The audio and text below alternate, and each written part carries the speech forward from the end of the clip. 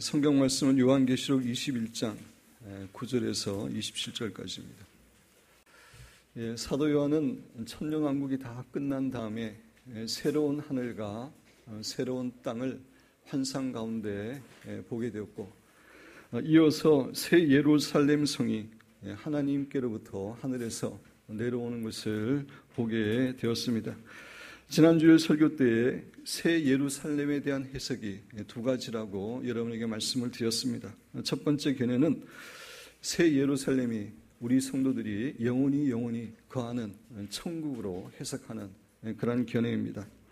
두 번째 견해는 새 예루살렘이 어떠한 장소를 말하는 것이 아니라 예수님의 신부인 모든 그리스도인의 연합체, 즉 교회 공동체를 상징적으로 말하는 것이다 라고 해석하는 입장입니다. 이제 본문 말씀을 통해 살펴보겠지만 이 두 가지 견해 모두 다 성경적으로 어느 정도 지지를 받을 수 있는 그런 견해입니다.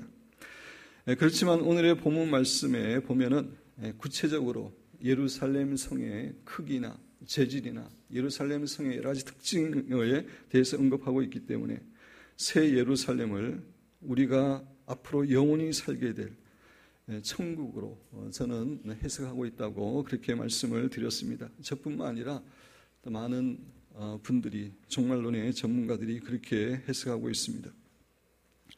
여러분 교재에 보면은 히브리서 11장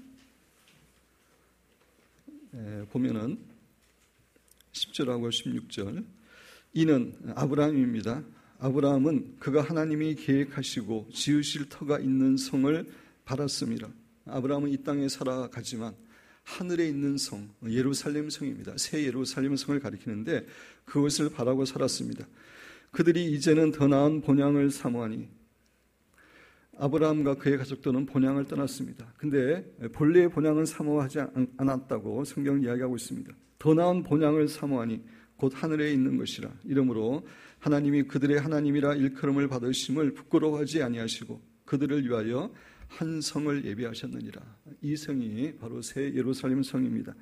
또 히브리서 12장 22절 이하에 보면, 그러나 너희가 이른 곳은 시온산과 살아계신 하나님의 도성인 하늘의 예루살렘과, 하늘의 예루살렘에 대해서 이야기하고 있습니다. 예루살렘 성을 의미하는 것입니다. 이런 의미에서 요한계시록 21장에 나오는 새 예루살렘 성을 우리 성도들이 영원히 앞으로 살 곳 천국으로 그렇게 이해하시는 것이 더 올바른 해석이라고 할 수 있고, 제 설교는 그러한 관점에서 이제 오늘의 본문 말씀을 여러분에게 설명을 드립니다. 지난 주일에는 새 예루살렘, 즉 영원한 천국의 가장 중요한 특징은 무엇보다도 하나님께서 우리와 영원히 함께 계시는 곳이라고 말씀을 드렸습니다. 지금은 하나님이 함께 계시지만, 눈에 보이지 않게 영으로 계시지만, 영원한 천국에서는 우리의 눈으로 목격할 수 있는 그런 모습으로 하나님의 통치와 주권과 사랑과 이러한 것들을 우리가 체험하게 됩니다. 그것이 천국의 가장 중요한 특징인데, 또 천국은 다시는 눈물과 사망과 애통하는 것이나 곡하는 것이나 아픈 것이 없고 정말 놀라운 기쁨과 평강과 자유함이 넘치는 곳이라고 말씀을 드렸습니다. 그리고 이 천국은 아무나 갈 수 있는 것이 아니고 하나님에 대해서 영적인 갈급함을 갖고 있는 그런 성도들과 이 세상에서 끝까지 믿음을 지키고 승리한 성도들만이 입성해서 하나님께서 예비하신 생명수, 샘물을 비롯한 모든 축복을 누리게 된다고 말씀을 드렸습니다. 오늘도 계속해서 이 새 예루살렘, 즉 영원한 천국이 어떠한 장소인지 오늘의 본문 말씀을 통해서 하나님께서 우리 각자에게 주시는 교훈과 은혜를 받기를 원합니다. 우리 9절 말씀을 다시 한번 한 목소리로 읽겠습니다. 7 대접을 가지고 마지막 7 재앙을 담은 7 천사 중 하나가 나와서 이게 말하 이르되, 그동안의 요한계시록 설교에서 이미 여러분에게 말씀을 드렸지만 7 대접 재앙이 이 땅에 내려지는 마지막 재앙입니다. 그 전에 7인의 재앙이 있고 7 나팔의 재앙이 있지만 7 대접의 재앙이 이제 마지막 재앙입니다. 그 마지막 7 대접 재앙을 지평하는 천사 가운데 한 천사가 사도 요한에게 이리 오라 내가 신부 곧 어린 양의 아내를 내게 보이리라 라고 이야기하고 있습니다.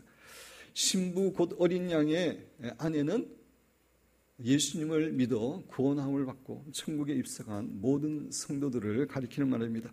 교회 공동체를 가리키는 말입니다. 교회 공동체를 보여주겠다라고 천사가 사도 요한에게 이야기했습니다. 우리 10절 말씀 같이 읽겠습니다. 성령으로 나를 데리고 크고 높은 산으로 올라가 성령께서 사도 요한을 이제 크고 높은 산으로 데리고 올라가서 하나님께로부터 하늘에서 내려오는 거룩한 성 예루살렘을 보여줍니다. 이 크고 높은 산이 어떤 산인지에 대해서는 우리는 정확하게 알지 못합니다. 근데 많은 학자들은 새 예루살렘 성이 현재 예루살렘 위에 이제 임하게 된다고 그렇게 믿고 있습니다. 이런 의미에서 여기에 크고 높은 산은 예루살렘이 있는 그 시온산으로 이해할 수도 있습니다. 하나님께로부터 하늘에서 내려온 거룩한 성 예루살렘을 보이니 9절에서 천사는 내가 신부 곧 어린 양의 아내를 보이겠다고 이야기를 했는데 이 10절에서는 거룩한 성 예루살렘을 보여줍니다. 그래서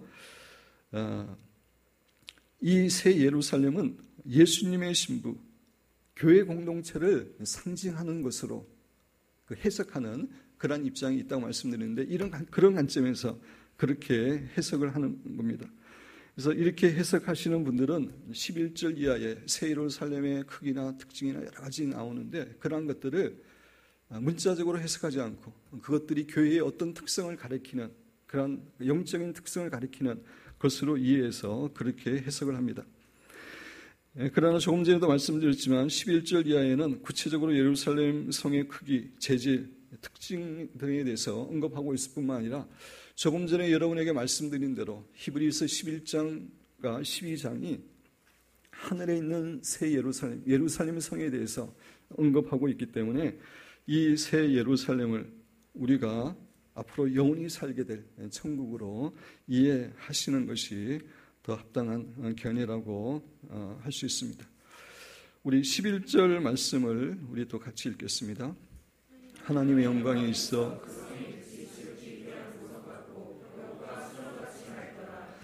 새 예루살렘, 즉 영원한 천국은 무엇보다도 하나님의 영광이 있는 곳임을 이야기하고 있습니다. 하나님의 영광이라고 하는 것은 하나님의 임재 가운데서 나오는 모든 아름다운 광채와 선하심과 능력 등을 모두 포함하는 그런 말이라고 할 수가 있습니다. 본래 에덴 동산에는 하나님의 영광이 충만했습니다. 에덴 동산에는 죄가 없었기 때문에 하나님께서는 자신의 영광을 있는 그대로 충만히 나타내실 수 있었습니다.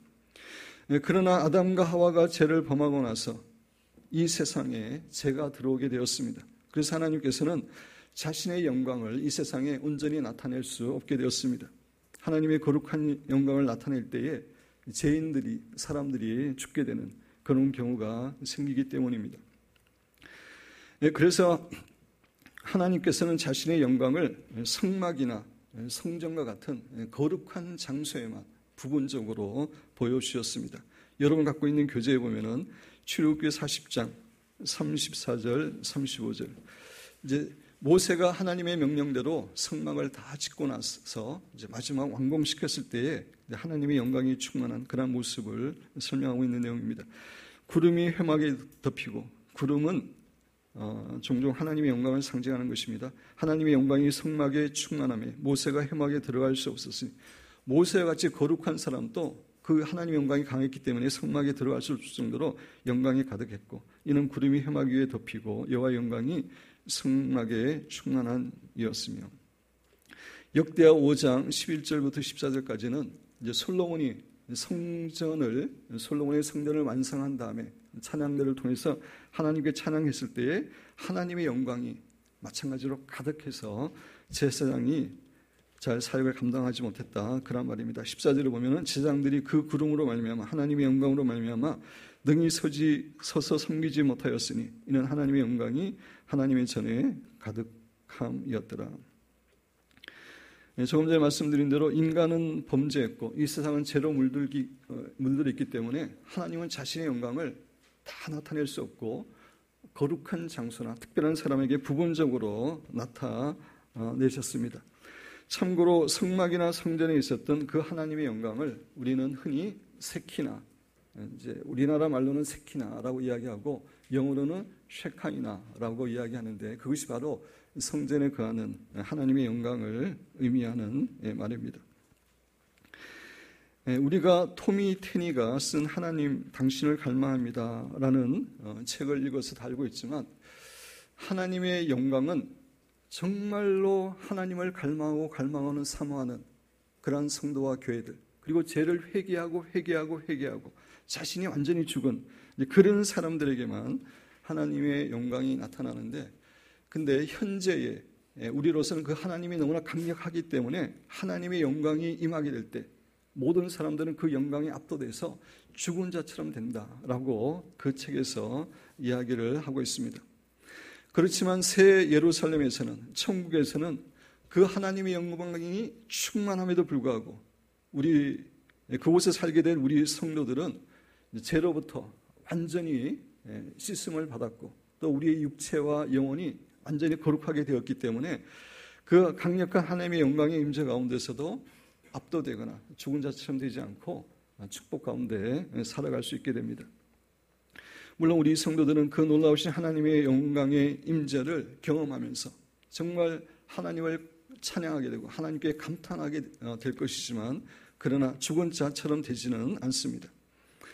현재 우리는 오랫동안 우리 교회의 성전에 하나님의 영광의 임재가 나타나기를 계속해서 기도해 오고 있는데 영원한 천국은 그 하나님의 영광의 임재가 영원토록 강력하게 있는 곳입니다. 그 점만 보더라도 천국은 너무나 축복스러운 그런 곳이라고 할 수가 있습니다. 계속해서 11절 후반부에 보면은 그 성의 빛이, 예루살렘 성의 빛이 지극히 귀한 보석 같고 벽옥과 수종같이 맑더라라고 말합니다. 예루살렘 성의 빛이 귀한 보석처럼 정말 아름답게 빛나고 있음을 우리에게 설명해 주는 그런 내용입니다. 이것은 그 성 자체가 아름다운 빛을 갖고 있기 때문에 빛을 발산하는 것이 아니라 하나님의 영광의 빛을 받아서 그 성이 아름다운 보석빛을 반사하는 것이라고 할 수 있습니다. 달은 그 자체가 빛이 없지만 태양의 빛을 받아서 빛을 발산할 수 있는 것처럼 예루살렘 성은 하나님의 영광의 빛을 받아서 이런 아름다운 보석의 빛을 발휘하고 발산하고 있는 것입니다. 12절 같이 읽겠습니다. 크고 높은 성곽이 있고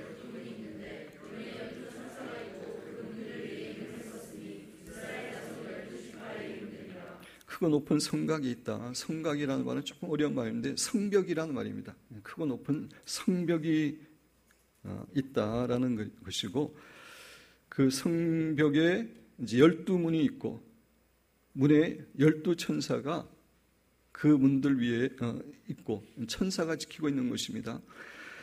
그 천사들은 하나님을 섬기고 우리 성도들을 섬기는 그런 존재이죠.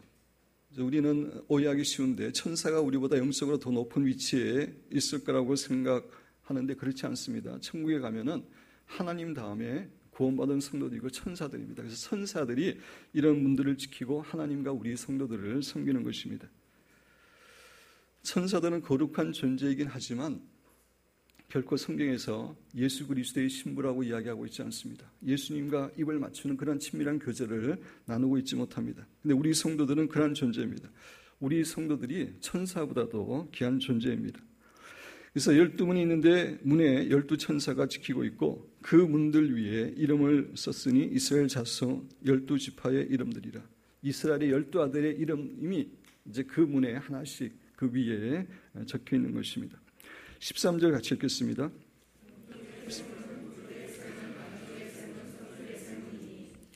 예루살렘 성곽은 정사면체, 정육면체인데 정사각형 모양인데 동서남북 각각으로 세 개의 문이 있음을 설명해 주고 있습니다.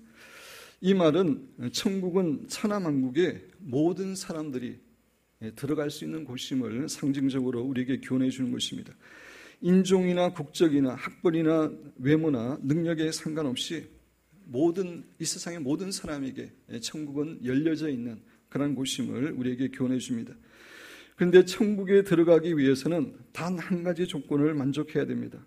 그것은 어린 양의 신부가 돼야 되는 것입니다. 어린 양의 정결한 신부, 그 신부는 국정이나 나라에 관계없이 천국에 들어갈 수 있습니다. 그런데 정결한 신부는 어떠한 사람입니까? 정결한 신부는 무엇보다도 신랑을 자신의 생명만큼 사랑하고 사모하는 자입니다. 신랑의 말을 철저하게 순종하는 사람이고 신랑을 위해서 자기의 정조를 지키는 사람이 정결한 신부입니다.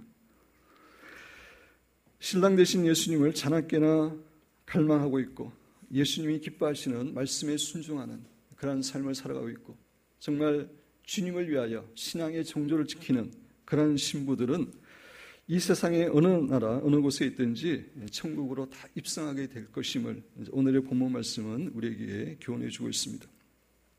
14절 말씀 우리 같이 읽겠습니다. 그 성의 성곽에는 12기초석,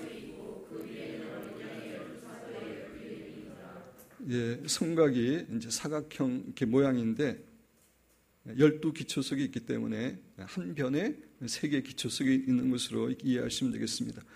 성벽에 12기초석이 있고 그 기초석 위에는 12사도의 이름이 적혀 있습니다.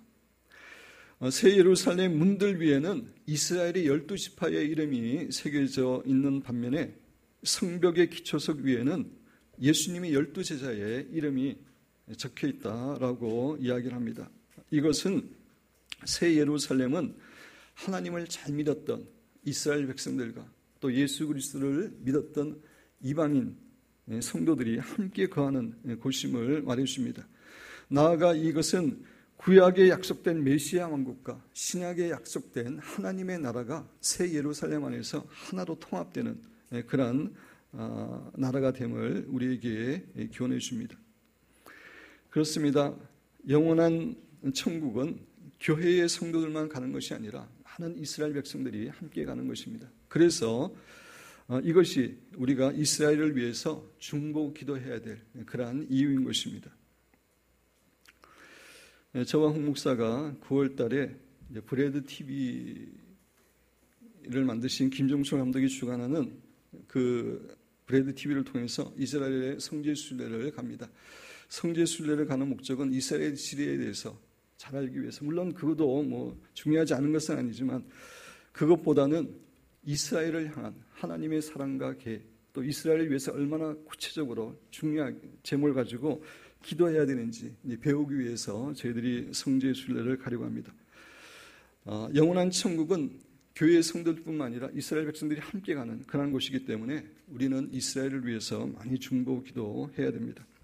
15절 말씀 우리 같이 읽겠습니다.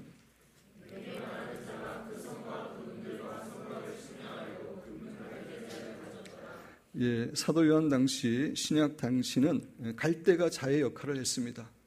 금 갈대의 자라고 하는 것은 정확한 자라는 것입니다. 이제 천사가 정확한 자를 가지고 이제 예루살렘 성곽, 문들과 성곽을 이제 측량하려고 하는 그런 모습입니다. 16절 같이 읽겠습니다.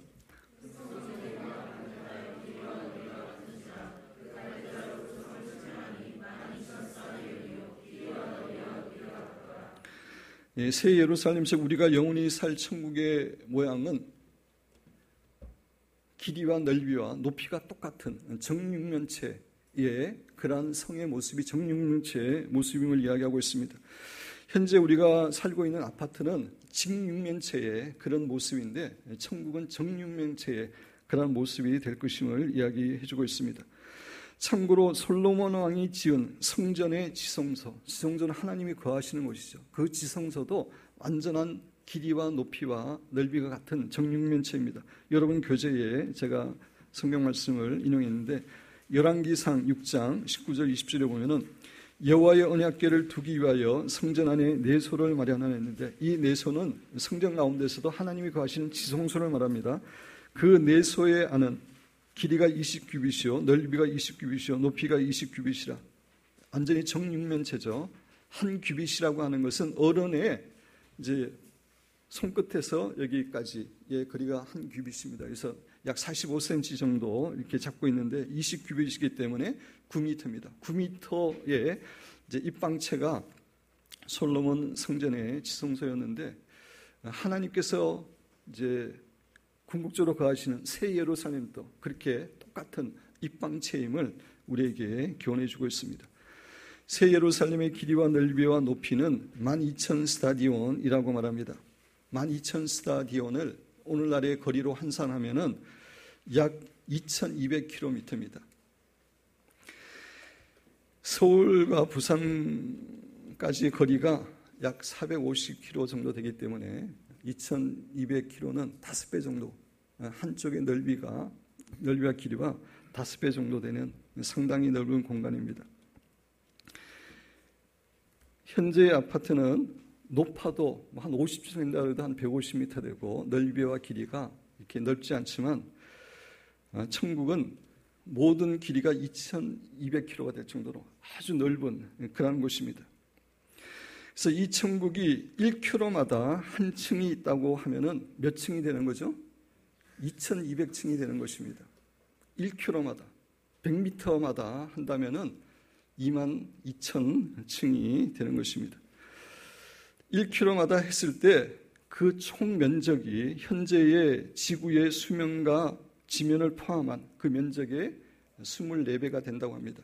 근데 100m로 자르면은 240배의 넓은 면적이 되는 것입니다. 어떻게 2,200층까지 아니면 22,000층까지 올라갈 수 있나 이렇게 생각할 수 있지만 우리가 그곳에 살 때 우리의 몸은 부활의 몸입니다. 그죠? 시간과 공간을 초월하는 거예요. 순식간에 이동하게 됩니다. 그래서 그 높은 데를 어떻게 올라갈까 이렇게 걱정하지 않으셔도 됩니다. 면적면에서는 이렇게 되는데 부피면에서는 약 100억 입방킬로미터입니다. 2200km 곱하기 2200km 곱하기 2200km 하면은 약 100억보다 조금 더 넘게 나옵니다. 100억 입방킬로미터입니다. 이것은 가로 세로 높이가 각각 1km인 입방체가 100억 개가 있다는 거 하는 의미입니다. 앞으로 천국에 얼마나 많은 성도가 살게 될는지는 정확하게 알지 못합니다. 이제 그동안에 살았던 사람들, 앞으로 살 사람들 다 계산해가지고 천국에 이제 입성할 사람이 한 200억 정도 된다고 가정했을 때에 가로 세로 높이가 각각 1km인 입방체에 2사람 정도가 살게 된다라고 하는 계산이 나옵니다. 우리는 천국에서 정말 엄청나게 넓은 그런 공간에 살게 됩니다. 그래서 예수님께서도 요한복음 14장 2절에 내 아버지 집에 거할 곳이 많다, 거할 곳이 넓다고 이야기했습니다. 사랑하는 성도 여러분, 현재 좁은 집에 산다고 너무 불편해하지 마시기 바랍니다. 잠깐이면 우리 모두는 정말 엄청난 그런 저택에 살게 될 것입니다.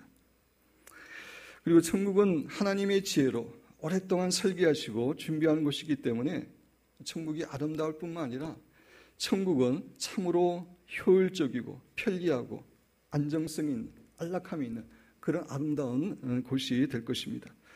우리 기쁨교회 성도 여러분들은 한 사람도 빠짐없이 다 그 천국에 입성하게 되시기를 주님의 이름으로 축원드립니다. 17절 같이 읽겠습니다. 그 성곽을 측량함에 144규빗인 144규빗은 약 65m 정도에 해당됩니다. 이것은 성벽의 높이라기보다는 성벽의 두께로 해석을 합니다. 왜냐하면 성벽의 높이로 이해하기에는 너무나 높이가 낮기 때문입니다. 높이가 2200km인데 65m 성벽이라는 것은 63빌딩을 비유해서 이야기하면은 그 성벽의 높이가 2cm밖에 안 된다는 것입니다. 그래서 이것은 높이를 의미하는 것이 아니라 성벽의 두께를 말하는 것이다. 그렇게 이해하시면 되겠습니다. 18절 우리 같이 읽겠습니다.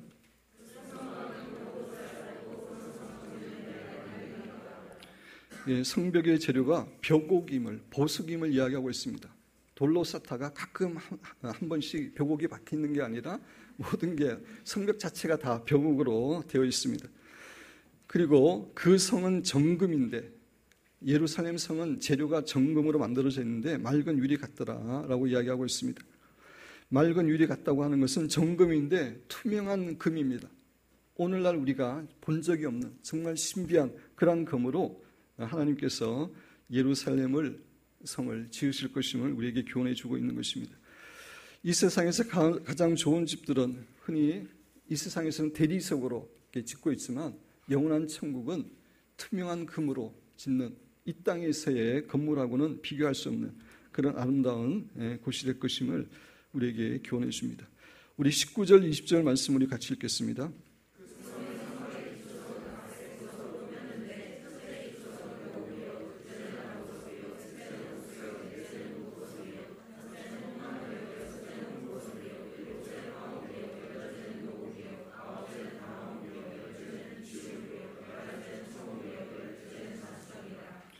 그래서 그 성벽의 기초석 큰데 그 기초석이 다 보석으로 12가지 보석으로 되어 있을 것임을 이야기해 주고 있습니다. 참고로 여기에 나오는 12가지 보석은 구약시대 때 제사장이 가슴에 그 흉배를 갖고 있었던 그 흉배 안에 12개의 보석이 있었는데 그 12개의 보석과 동일한 보석입니다. 그래서 여러분의 교재에 칼라로 보석들이 얼마나 아름다운지 이름이 조금씩 틀린 것은 이제 개역 한글하고 개역 개정하고 그 차이인데 같은 것입니다. 이런 아름다운 큰 보석으로 성벽의 기초가 지어질 것임을 이야기해 주고 있습니다. 어떻게 그렇게 큰 보석이 있을까라고 여러분 생각할지 모르지만 제가 수년 전에 어떤 과학지를 이렇게 보게 되었는데 그 과학지에서 말하고 있는 게 지구의 7배가 되는 그런 혹성을 발견했는데 그 혹성은 완전히 다이아몬드로 되어 있다라고 하는 그런 기사였습니다. 다이아몬드 크기가 지구의 7배가 되는 그런 혹성이 있는 것입니다. 그런 관점에서 이런 큰 보석으로 예루살렘 성을 짓는 것은 전혀 문제가 되지 않는 것입니다. 이런 12가지 아름다운 보석을 이야기하고 있는 것은 그만큼 새 예루살렘 성이 정말 영광스럽고 아름다운 곳임을 우리에게 교훈해 주는 겁니다. 21절 같이 읽겠습니다.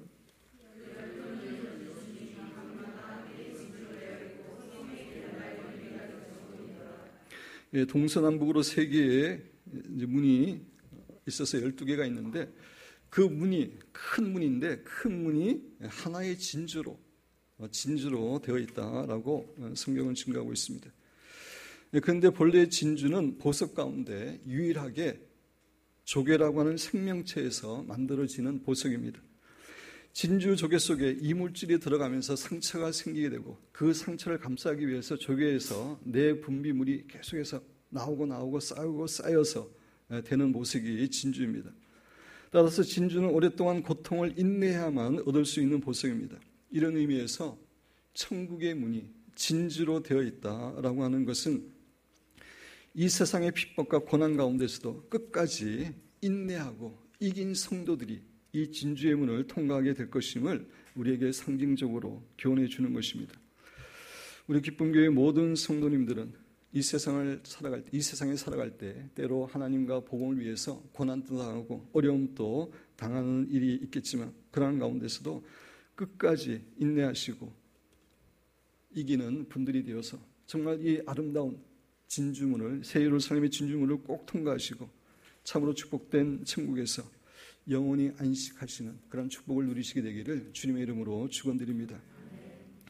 성의 길은 맑은 유리 같은 정금이다라고 이야기하고 있습니다. 예루살렘 성 자체도 투명한 정금이었는데 이제 성의 길 자체도 길도 정금으로 금으로 되어 있다라고 이야기하고 있습니다.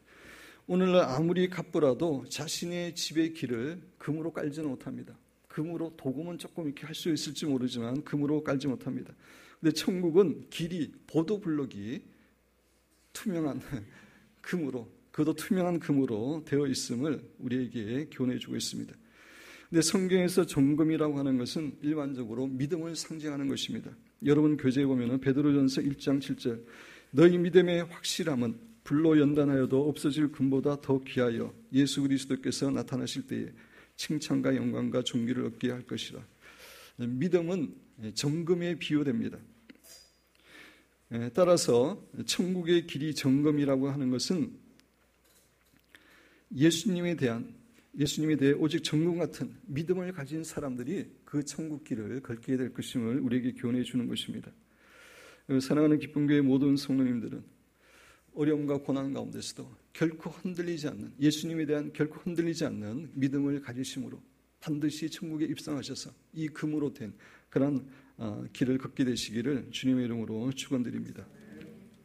22절 같이 읽겠습니다.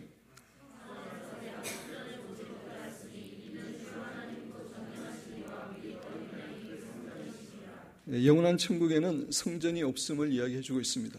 사실 에덴 동산에도 성전이 없었습니다. 범죄하기 전 인간은 에덴 동산에서 언제든지 하나님을 자유롭게 만날 수 있었고 하나님과 교제할 수 있었기 때문에 성전이 필요하지 않았습니다. 그러나 인간이 범죄한 이후에 죄인된 인간들이 오직 성전을 통해서만 하나님을 만날 수 있었기 때문에 성전이 있게 된 겁니다. 근데 새 예루살렘은 죄가 없는 것이고 하나님의 임재가 충만하고 언제든지 하나님을 만날 수 있는 그런 곳이기 때문에 성전이 없다라고 이야기하고 있습니다. 하나님과 예수님이 친히 성전이 되신다라고 우리에게 교훈해 줍니다. 23절 우리 같이 읽겠습니다.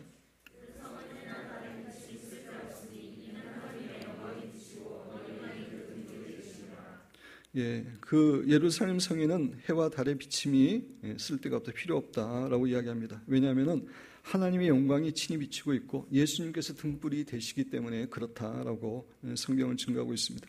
여러분 교재에 이사야 60장 19절 우리 같이 읽겠습니다. 다시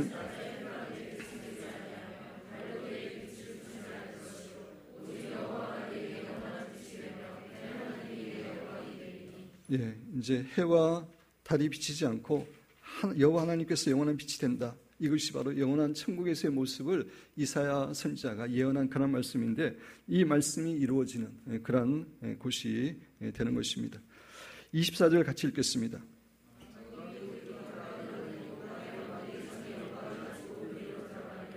만국이라고 하는 것은 만국 백성들이 구원받은 성도들이 하나님의 빛 가운데 걸어다니게 된다라고 이야기하고 있습니다. 성도들이 하나님의 빛 가운데 걸어가게 될 때 그 빛으로부터 하나님의 지혜와 사랑과 능력과 거룩함을 이제 공급받아 이제 살게 되는 것입니다. 땅의 왕들이 자기 영광을 가지고 예루살렘 성으로 들어가리라 이야기했는데 땅의 왕들은 구원받은 우리 성도들을 가리키는 것입니다. 구원받은 성도들은 천년 왕국 기간에 왕 같은 세상으로 이 세상을 다스리게 될 것입니다. 영원한 천국에서도 우리 성도들에게 하나님께서 허락하신 놀라운 영광이 있는데 그 영광을 가지고 다 우리가 새 예루살렘에 들어가게 될 것이다 라고 설명해 주고 있습니다. 25절 같이 읽겠습니다. 낮에는 성문을 열고 밤에는 일반적으로 문을 닫는데 거기는 뭐 도둑도 없고 사탄도 없고 그렇게 될 것이기 때문에 늘 문이 열려 있는 그런 상태가 됨을 우리에게 교훈해 줍니다. 26절 같이 읽겠습니다. 그러니까 성도들이 만국의 영광과 존귀를 가지고 그리로 들어간다라고 이야기합니다. 이것은 사람들이 각 나라의 아름다운 문화와 각 나라의 독특한 그런 아름다운 모습을 가지고 하나님 앞에 나아가 찬양을 드리고 예배 드리게 될 것임을 설명해 주는 그런 내용이라고 할 수 있습니다. 우리가 천국에 가더라도 우리의 국적이나 우리나라의 그런 아이덴티티는 잃어버리는 것이 아니라 그대로 가져가는 겁니다. 그래서 우리 대한민국 사람들은 대한민국의 아름다운 문화와 그런 모습을 가지고 하나님께 영광을 돌리는, 또 다른 나라는 또 다른 나라의 문화를 가지고 영광을 돌리는데 그것을 설명한 내용으로 여러분이 이해하시면 되겠습니다. 27절 우리 같이 읽겠습니다.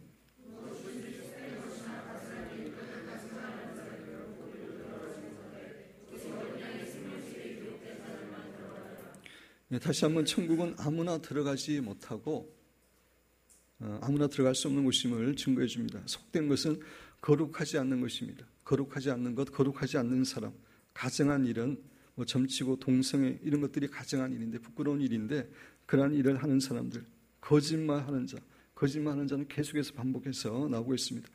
천국은 참으로 아름답고 영광스럽고 축복된 곳이기 때문에 천국은 생명책에 기록되어 있고 정말 오직 거룩하고 아름답고 진실한 예수 그리스도의 신부만이 들어가게 될 것임을 다시 한번 말해 줍니다.